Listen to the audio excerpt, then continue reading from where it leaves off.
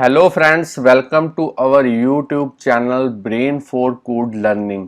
तो आज का जो हमारा टॉपिक है आईओएस ऐप डेवलपमेंट के अंदर वो है किस तरीके से हमने कलेक्शन व्यू के थ्रू जो डेटा है वो इमेजेस हैं वो एरे में से फैच करनी है और उनको एक ग्रिड की फॉर्म के अंदर जो है डिस्प्ले करवाना है। तो इस एग्जांपल के अंदर हम जो पर रो के अंदर जो 2 कॉलम्स हैं वो यूज करेंगे। तो यहाँ पे आप देख पा रहे हैं मेरे पास एक लाइव रनिंग एग्जांपल है सिमुलेटर के अंदर।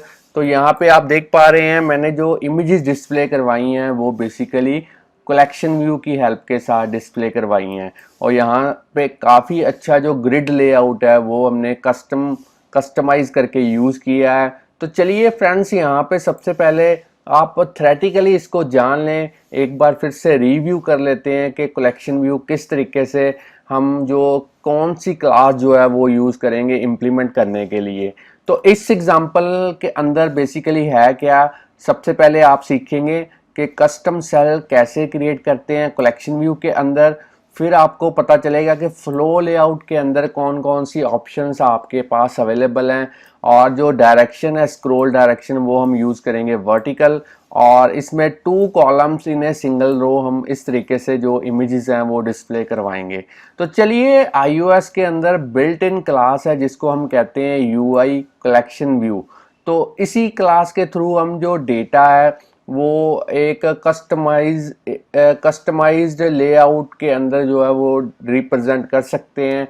तो ये एक काफ़ी फ्लेक्सिबल वे है कंटेंट को रिप्रेजेंट करने के लिए। अगर कोई आप ऐप डेवलप करने जा रहे हैं और उस कंटेंट को यूज़र को अच्छे से डिस्प्ले करवाना चाहते हैं तो कलेक्शन व्यू काफ़ी एक फ्लेक्सिबल वे है डेटा को प्रेजेंट करने के लिए। तो यहाँ पे कलेक्शन व्यू जो है वो टेबल व्यू की तरह ही है, जो डेटा सोर्स से डेटा लेगा और उसको डिस्प्ले करवाएगा कंबाइन करके सेल को, लेआउट को एंड सप्लीमेंट्री व्यू को। तो चलिए, यहाँ पे जो कलेक्शन व्यू है वो डेटा को ग्रिड की फॉर्म के अंदर भी डिस्प्ले करवा सकता है या आप अपने अकॉर्डिंगली जो लेआउट है वो डिज़ाइन कर सकते हैं, कस्टमाइज कर सकते हैं। तो चलिए स्टूडेंट्स, अब हम यहाँ पे देखेंगे किस तरीके से हमने ये वाली एग्जांपल जो है वो डेवलप करनी है। तो सबसे पहले यहाँ पे इस प्रोजेक्ट को हम स्टॉप कर देते हैं और इस पूरे प्रोजेक्ट को हम क्लोज कर देते हैं और अब हम एक नए प्रोजेक्ट के साथ शुरुआत करेंगे। सबसे पहले फाइल, न्यू, अब हमने यहाँ से सिलेक्ट करना है प्रोजेक्ट। तो चलिए, यहाँ पे सबसे पहले आपने सिलेक्ट करना है सिंगल व्यू ऐप। अब आप नेक्स्ट पे क्लिक कीजिए। प्रोडक्ट नेम के अंदर आज की एग्जांपल का जो नेम है वो हम यहाँ पे लिख देते हैं। कलेक्शन व्यू साथ में ग्रिड लिख देते हैं और जो लैंग्वेज हम इस एग्जांपल के लिए यूज़ करेंगे ये है स्विफ्ट। और अब हम इसको नेक्स्ट पे क्लिक करते हैं। अब हमने यहाँ पे एक फोल्डर सिलेक्ट करना है और उसके अंदर एक फोल्डर और क्रिएट करेंगे ताकि हम उसके अंदर सारा जो सोर्स कोड है आज की एग्जांपल का वो सेव करवा पाएँ। तो यहाँ पे मैंने कलेक्शन व्यू ग्रिड नाम का एक न्यू फोल्डर जो है वो क्रिएट कर दिया है और इस फोल्डर के अंदर सारा प्रोजेक्ट जो है हम क्रिएट कर देते हैं। तो यहाँ पे आप देख पा रहे हैं, मैं अगर आपको बिल्ड सेटिंग्स के अंदर दिखाऊं तो जो स्विफ्ट का वर्जन है मेरे पास वो है स्विफ्ट 5 और यो जहाँ पे एक्स कोड का वर्जन है वो है 10.2.1 और जो लैपटॉप है मेरे पास वो है मैकबुक एयर। तो इस एग्जांपल के अंदर अब हमने कौन कौन से स्टेप्स जो हैं वो फॉलो करने हैं तो उनको देख लें आप। तो मेन डॉट स्टोरी बोर्ड के अंदर सबसे पहले जाना है। अब हम इस स्टोरी बोर्ड के ऊपर एक लेबल जो है इस लाइब्रेरी आइकॉन के थ्रू जो है ऐड करेंगे। तो यहाँ पे लिख लेते हैं लेबल। तो इस लेबल यूआई एलिमेंट को ड्रैग एंड ड्रॉप करते हैं अपने स्टोरी बोर्ड के ऊपर। तो इसको मैं डबल क्लिक करके इसके अंदर लिख देता हूँ वेब सीरीज। तो चलिए इसको जो है हॉरिजेंटली जो है अलाइन कर देते हैं सेंटर में। अब आपने एट्रीब्यूट इंस्पेक्टर के अंदर जाने के बाद इसका जो फॉन्ट साइज है वो 24 करना है और इस टी के ऊपर क्लिक करने के बाद इसका जो स्टाइल है वो आपने बोल्ड करना है और इसको डन कर देना है। तो यहाँ पे मेरा जो लेबल है वो यहाँ पे आ चुका है। इसको अब हम कंस्ट्रेंट जो है इसके वो सेट करेंगे। तो इसके लिए सबसे पहले यहाँ पे क्लिक करेंगे और इसको जो है टॉप से, लीडिंग से, ट्रेलिंग से और साथ में यहाँ पे इसको अनचेक करेंगे और इसकी जो हाइट है ये भी कांस्टेंट कर देंगे और इसको ऐड कर देंगे कंस्ट्रेंट्स को अपने प्रोजेक्ट के अंदर। अब हमने यहाँ पे डेटा को डिस्प्ले करवाने के लिए कलेक्शन व्यू को यूज़ करना है, तो उसके लिए लाइब्रेरी के ऊपर क्लिक करेंगे। अब यहाँ पे सर्च करेंगे कलेक्शन। तो जैसे मैं कलेक्शन लिखूंगा सबसे पहला जो एलिमेंट मेरे पास निकल के आया है वो है कलेक्शन व्यू। तो चलिए इसको ड्रैग एंड ड्रॉप करते हैं अपने स्टोरी बोर्ड के ऊपर। अब हमने इस कलेक्शन व्यू के अंदर जो कंस्ट्रेंट्स हैं वो सेट करने हैं। तो यहाँ पे टॉप पे हम 10 कर देते हैं, इसी तरीके से लीडिंग पे 0, ट्रेलिंग पे भी 0 और बॉटम पे भी 0। यहाँ इस तरीके से हम सेट करते हैं कंस्ट्रेंट्स और उसको ऐड कर देते हैं अपने प्रोजेक्ट के अंदर। तो फ्रेंड्स स्टूडेंट यहाँ पे जो मेरा कलेक्शन व्यू है वो आ चुका है। अब हमने इस कलेक्शन व्यू के अंदर सबसे पहले कलेक्शन व्यू को सिलेक्ट करना है और यहाँ पे इसके साइज इंस्पेक्टर में जाने के बाद जो सेल का साइज है वो हम करेंगे 200 बाय 200। और इसी तरीके से हमने यहाँ पे कुछ और भी फ्लो लेआउट के रिलेटेड जो सेटिंग्स हैं वो करनी है। यहाँ पे मिनिमम स्पेसिंग हम करेंगे 5, सेल के लिए 5। कहने का मतलब 2 सेल्स के बीच में जो स्पेसिंग होगी वो होगी 5 और यहाँ पे 2 रोज के बीच में जो स्पेसिंग होगी वो होगी 10। और जो हम यहाँ पे हर एक सेल के ऊपर टॉप पे मार्जिन भी हम असाइन करेंगे। सेक्शन इंसेक्ट के अंदर टॉप होगा 10 और यहाँ पे लेफ्ट और राइट पे आपने करना है 2 और 2। तो चलिए इस तरीके की जो सेटिंग है वो आप कर दें।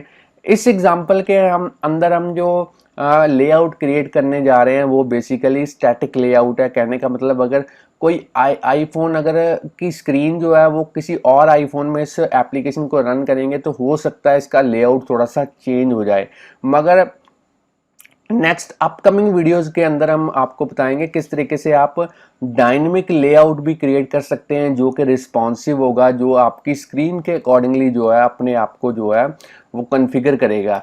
तो चलिए आज की एग्जांपल के लिए हम स्टैटिक इसका ही लेआउट रहने देते हैं। अब हमने इस कलेक्शन व्यू के अंदर जो कलेक्शन व्यू सेल है इसको सिलेक्ट करना है और इसी तरीके से इसका भी जो कस्टमाइज साइज है वो 200 बाय 200 होना चाहिए। और इसके अंदर जो एट्रीब्यूट इंस्पेक्टर के अंदर जो आइडेंटिफायर है यहाँ पे आपने कोई नेम प्रोवाइड करना है, तो मैं यहाँ पे लिख देता हूँ सेल। अब यहाँ पे जो आइडेंटिफायर भी सेट हो चुका है। अब हमारे पास नेक्स्ट स्टेप है कि इस सेल के लिए कलेक्शन व्यू सेल के लिए एक क्लास को क्रिएट करना है। तो क्लास को क्रिएट करने से पहले यहाँ पे डेटा सोर्स और डेलीगेट्स दोनों सेट कर लेते हैं। उसके लिए यहाँ पे क्लिक करेंगे, कंट्रोल की को प्रेस करते हुए से व्यू कंट्रोलर के ऊपर ड्रॉप करेंगे, डेटा सोर्स को सेट करेंगे, फिर से इसी तरीके से डेलीगेट। तो चलिए अब क्लास को ऐड कर लेते हैं। यहाँ पे न्यू फाइल, अब आपने यहाँ पे कोको टच क्लास को यूज़ करना है। इसको नेक्स्ट पे क्लिक करेंगे और यहाँ पे हमने क्लास का जो नेम है वो प्रोवाइड करना है। तो मैं यहाँ पे लिख देता हूँ collection view cell, my collection cell. और जो इसकी सुपर क्लास होगी वो होगी यूआई कलेक्शन व्यू सेल। तो इस बात का आपने ध्यान में रखना है कि यहाँ पे जो सुपर क्लास हो वो यही क्लास हो जो मैं यहाँ पे यूज़ कर रहा हूँ, यूआई कलेक्शन व्यू सेल। और इसको नेक्स्ट कर देते हैं। अब हमने इसको क्रिएट कर देना है। तो यहाँ पे मेरी जो क्लास है वो बन चुकी है। तो चलिए इसको अपने सेल के अंदर सेट कर देते हैं। सेल को सिलेक्ट करेंगे, यहाँ पे आइडेंटिटी इंस्पेक्टर के अंदर जाएंगे और यहाँ पे अपनी क्लास का जो नेम है वो टाइप करेंगे और एंटर को प्रेस करेंगे। तो यहाँ पे कस्टमाइज क्लास जो है वो सेट हो चुकी है। अब हमने जो इमेज है उसको डिस्प्ले करवाना है सेल के अंदर। तो इमेज को डिस्प्ले करवाने के लिए यहाँ पे हम इमेज व्यू जो हमारा ग्राफिकल यूज़र इंटरफेस है वो यूज़ करेंगे। तो उसके लिए लाइब्रेरी के अंदर जो इमेज व्यू है इसको ड्रैग एंड ड्रॉप करते हैं सेल के ऊपर। तो चलिए इसको थोड़ा सा मैं यहाँ पे रीसाइज कर देता हूँ। अब हम इसके कंस्ट्रेंट्स को सेट करेंगे। तो कंस्ट्रेंट्स को सेट करने के लिए चारों साइडों पे हम 0 0 वैल्यू लेंगे और कंस्ट्रेंट टू मार्जिन को अनचेक करेंगे और जो इमेज है वो हमारी सेल के अकॉर्डिंगली होगी, उसको ऐड कर देते हैं कंस्ट्रेंट्स को। अब हमने करना क्या है, इस इमेज के अंदर जो इसका कंटेंट मोड है वो हमने यहाँ पे सेट करना है। तो उसके लिए यहाँ पे इमेज को सिलेक्ट करेंगे, उसका जो कंटेंट मोड है वो स्केल टू फिल कर देंगे और इसको एक बार सेव कर देते हैं।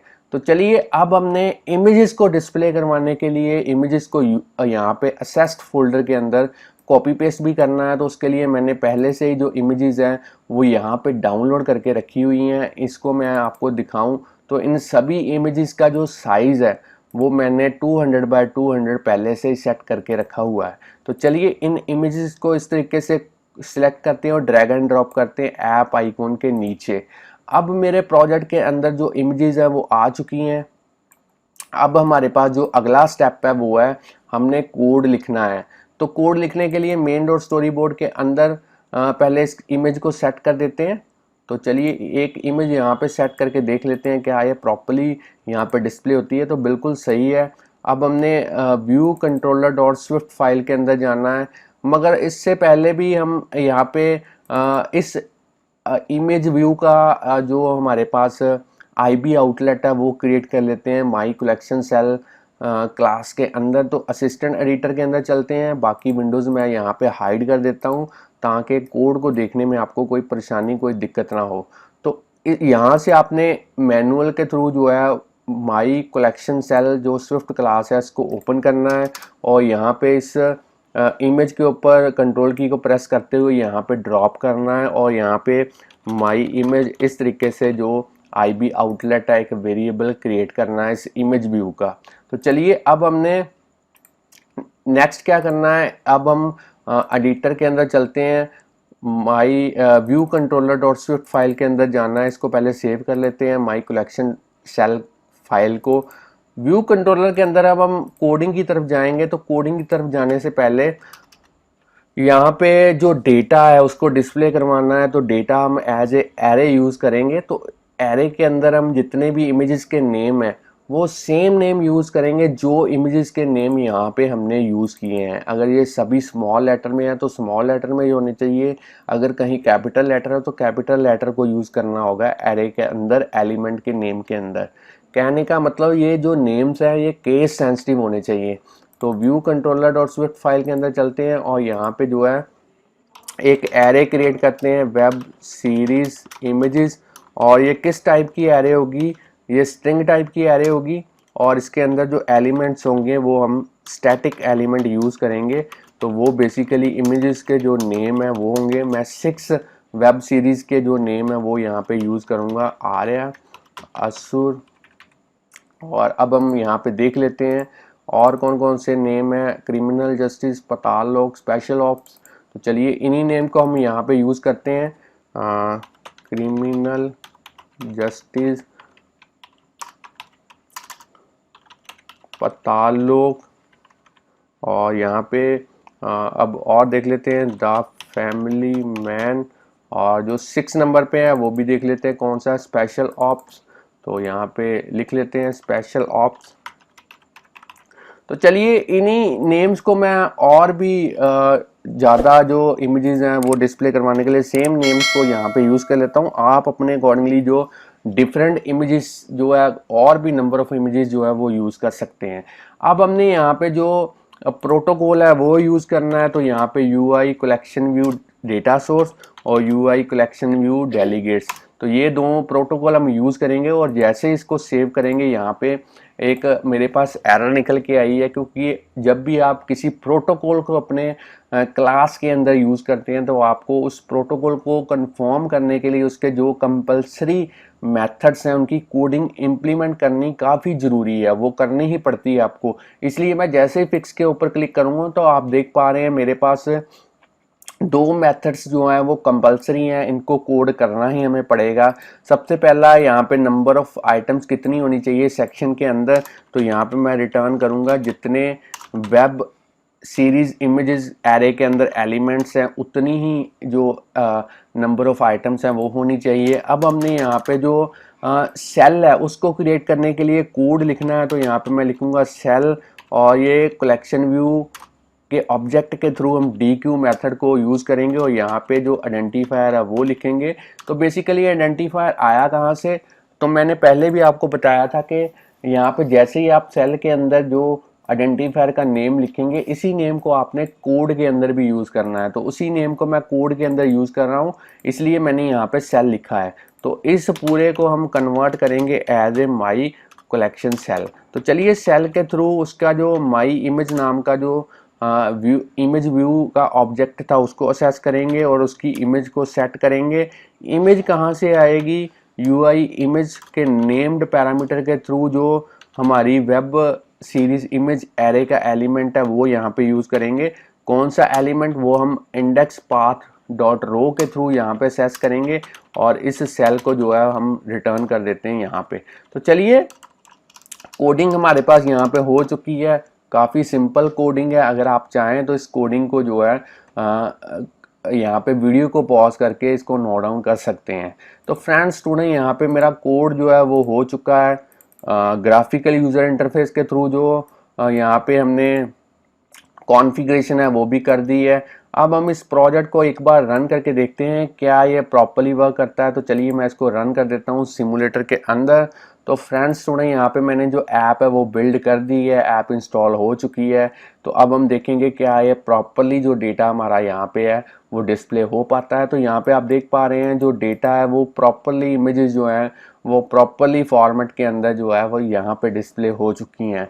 तो फ्रेंड्स स्टूडेंट्स, अगर आपको आज की एग्जांपल के बारे में नॉलेज मिल चुकी है कि किस तरीके से कलेक्शन व्यू की हेल्प के साथ आपने दो जो कॉलम्स हैं वो एक रो के अंदर डिस्प्ले करवाने हैं, एक ग्रिड की फॉर्म के अंदर डेटा को डिस्प्ले करवाना है कलेक्शन व्यू की हेल्प के साथ। तो जल्दी से इस वीडियो को लाइक कीजिए। अगर आप और भी वीडियोस हमारे चैनल के ऊपर देखना चाहते हैं तो चैनल को सब्सक्राइब करना मत भूलिए, बेल आइकन को प्रेस कीजिए और कमेंट करके हमें बताइए कि आप अपकमिंग वीडियो किस टॉपिक के रिलेटेड चाहते हैं। तो इसी तरीके से हमारे चैनल के साथ बने रहिए। Thanks friends for watching our videos.